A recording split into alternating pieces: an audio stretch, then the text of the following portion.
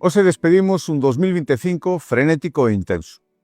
Tamén foi o ano Castelao, e que mellor que poñernos, metafóricamente, as súas gafas para reflexionar con serenidade sobre os retos que afronta Galicia.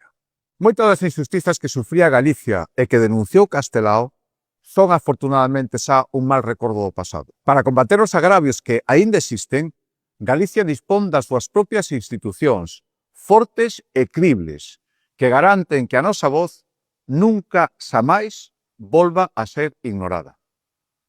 E na procura desa meta sumamos todos. Galicia non exclúe a ninguén cando se trata de construir o seu futuro, con optimismo, con ambición, en positivo.